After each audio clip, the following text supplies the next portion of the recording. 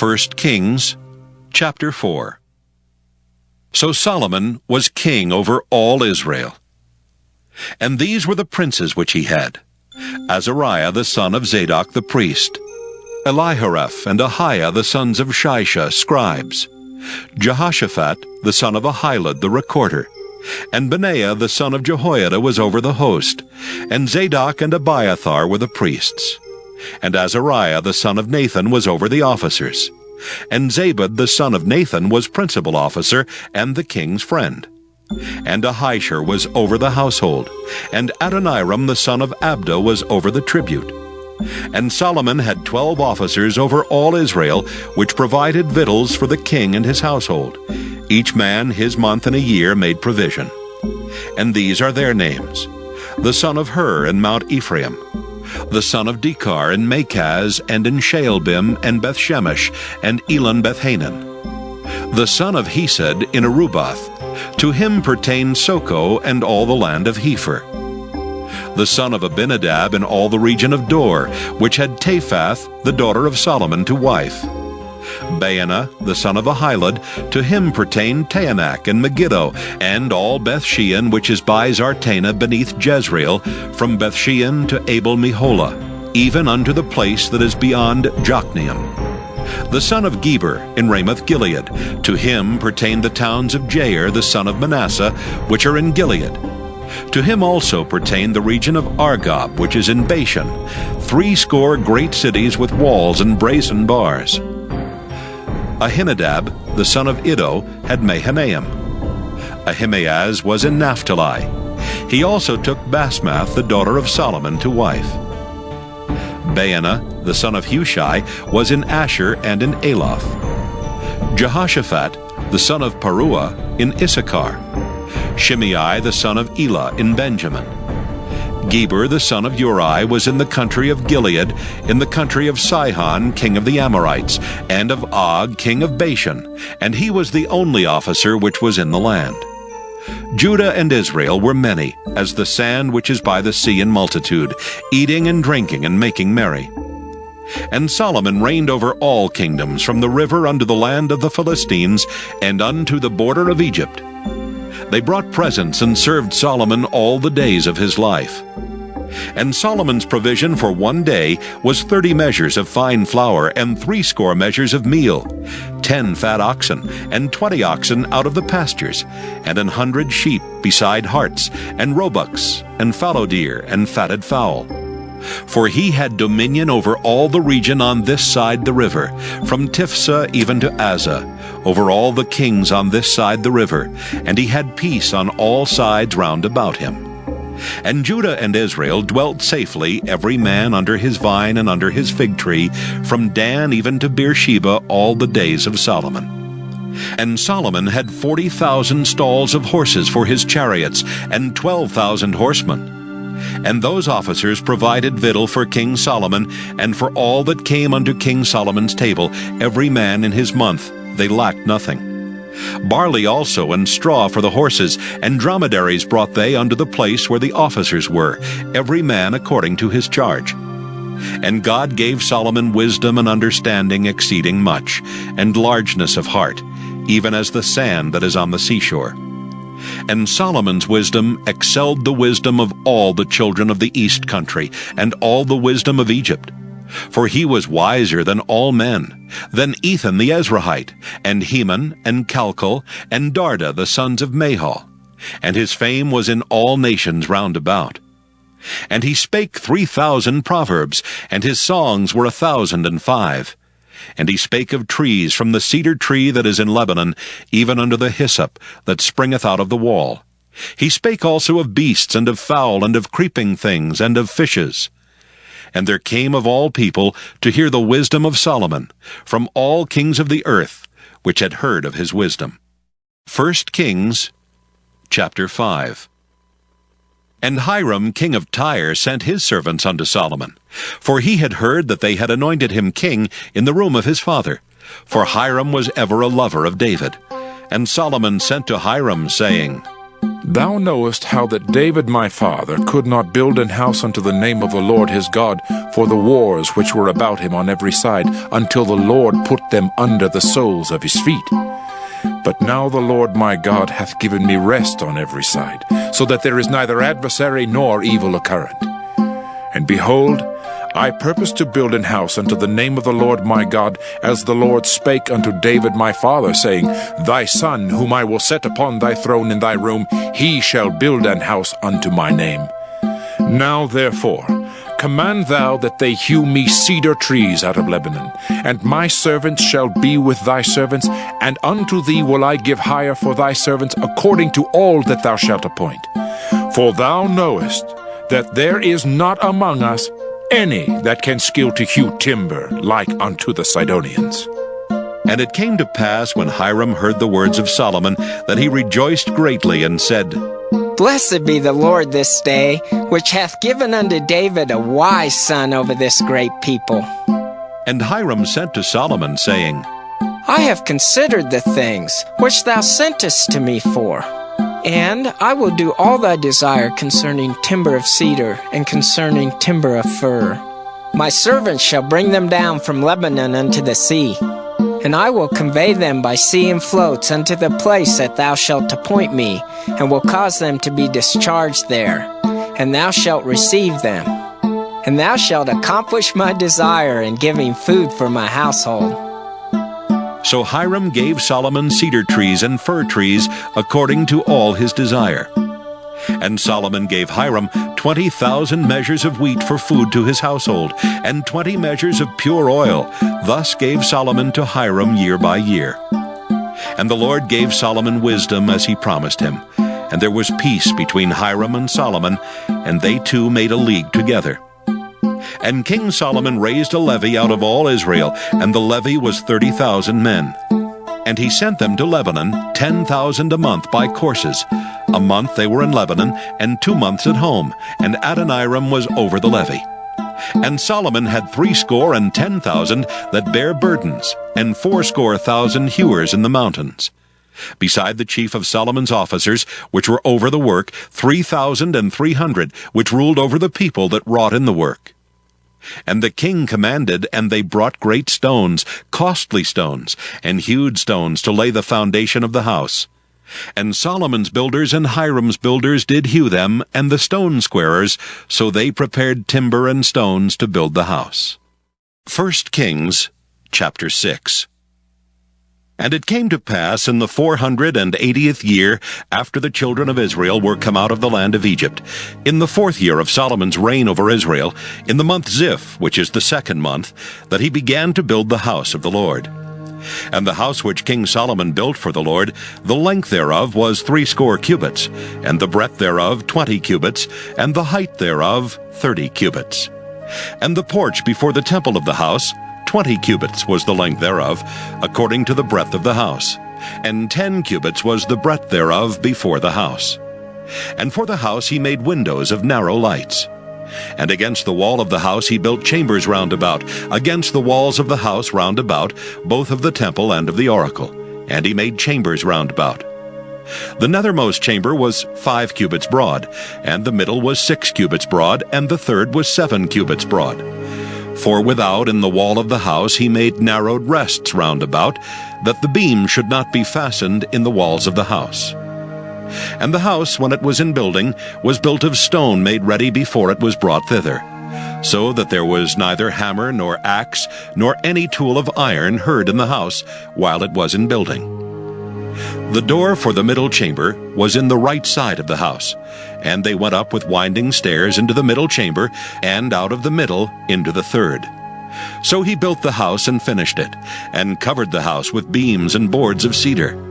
And then he built chambers against all the house 5 cubits high, and they rested on the house with timber of cedar. And the word of the Lord came to Solomon, saying, Concerning this house which thou art in building, if thou wilt walk in my statutes and execute my judgments, and keep all my commandments to walk in them, then will I perform my word with thee which I spake unto David thy father.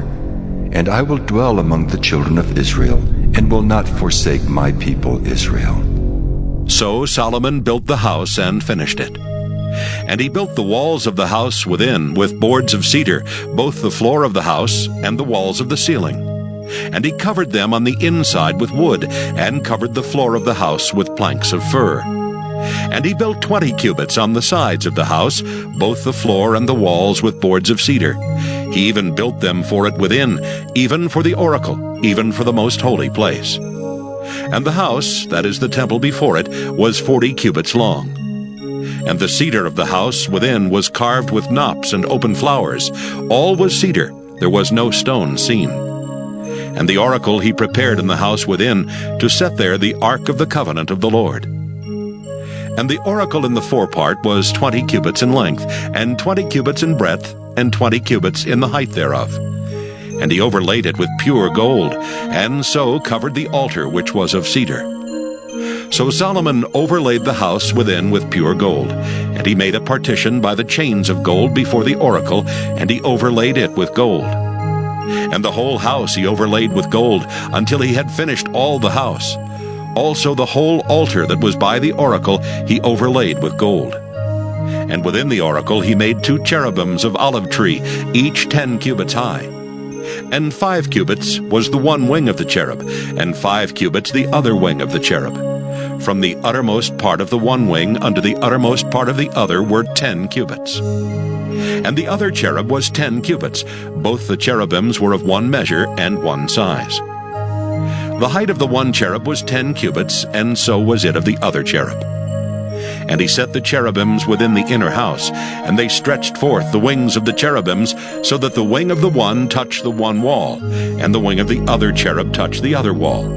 And their wings touched one another in the midst of the house. And he overlaid the cherubims with gold, and he carved all the walls of the house round about with carved figures of cherubims and palm trees and open flowers within and without.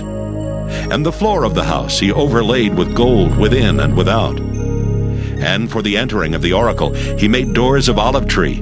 The lintel and side posts were a 5th part of the wall. The 2 doors also were of olive tree, and he carved upon them carvings of cherubims and palm trees and open flowers, and overlaid them with gold, and spread gold upon the cherubims and upon the palm trees.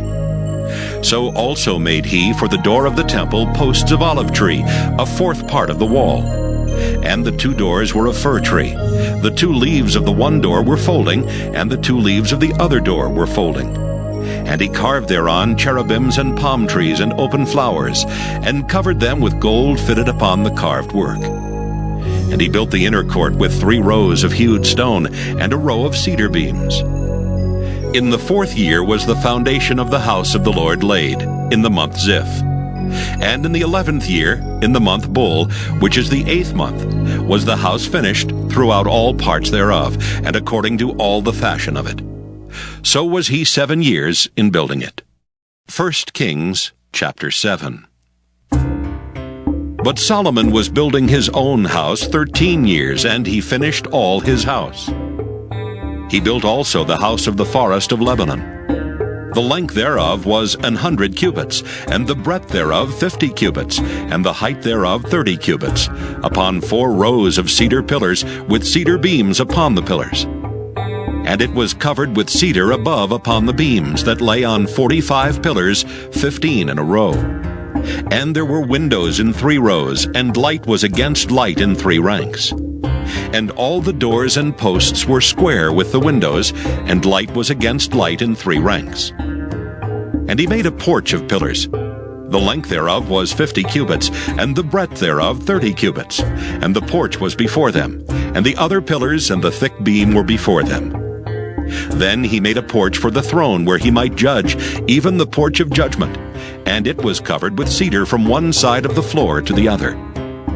And his house where he dwelt had another court within the porch, which was of the like work.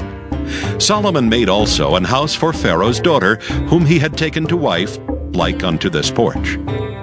All these were of costly stones, according to the measures of hewed stones, sawed with saws within and without, even from the foundation unto the coping, and so on the outside toward the great court. And the foundation was of costly stones, even great stones, stones of 10 cubits and stones of 8 cubits. And above were costly stones after the measures of hewed stones and cedars. And the great court round about was with 3 rows of hewed stones, and a row of cedar beams, both for the inner court of the house of the Lord, and for the porch of the house. And King Solomon sent and fetched Hiram out of Tyre. He was a widow's son of the tribe of Naphtali, and his father was a man of Tyre, a worker in brass. And he was filled with wisdom and understanding and cunning to work all works in brass. And he came to King Solomon and wrought all his work.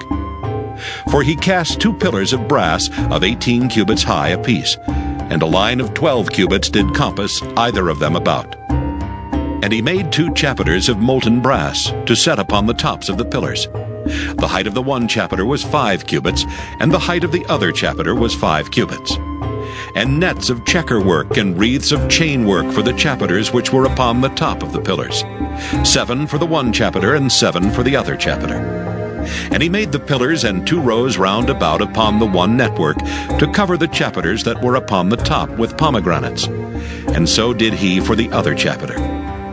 And the chapiters that were upon the top of the pillars were of lily work in the porch, 4 cubits. And the chapiters upon the 2 pillars had pomegranates also above over against the belly which was by the network. And the pomegranates were 200 in rows round about upon the other chapiter. And he set up the pillars in the porch of the temple, and he set up the right pillar, and called the name thereof Jachin. And he set up the left pillar, and called the name thereof Boaz. And upon the top of the pillars was lily work. So was the work of the pillars finished. And he made a molten sea, 10 cubits from the one brim to the other. It was round all about, and his height was 5 cubits, and a line of 30 cubits did compass it round about. And under the brim of it round about there were knops compassing it, 10 and a cubit, compassing the sea round about. The knops were cast in 2 rows when it was cast. It stood upon 12 oxen, 3 looking toward the north, and 3 looking toward the west, and 3 looking toward the south, and 3 looking toward the east. And the sea was set above upon them, and all their hinder parts were inward. And it was an handbreadth thick, and the brim thereof was wrought like the brim of a cup with flowers of lilies. It contained 2,000 baths. And he made 10 bases of brass. 4 cubits was the length of one base, and 4 cubits the breadth thereof, and 3 cubits the height of it. And the work of the bases was on this manner. They had borders, and the borders were between the ledges. And on the borders that were between the ledges were lions, oxen, and cherubims. And upon the ledges there was a base above. And beneath the lions and oxen were certain additions made of thin work. And every base had 4 brazen wheels and plates of brass. And the 4 corners thereof had undersetters. Under the laver were undersetters molten at the side of every addition. And the mouth of it within the chapiter and above was a cubit. But the mouth thereof was round, after the work of the base, a cubit and an half. And also upon the mouth of it were gravings with their borders 4 square, not round. And under the borders were 4 wheels, and the axle trees of the wheels were joined to the base. And the height of the wheel was a cubit and half a cubit. And the work of the wheels was like the work of a chariot wheel. Their axle trees and their naves and their felloes and their spokes were all molten.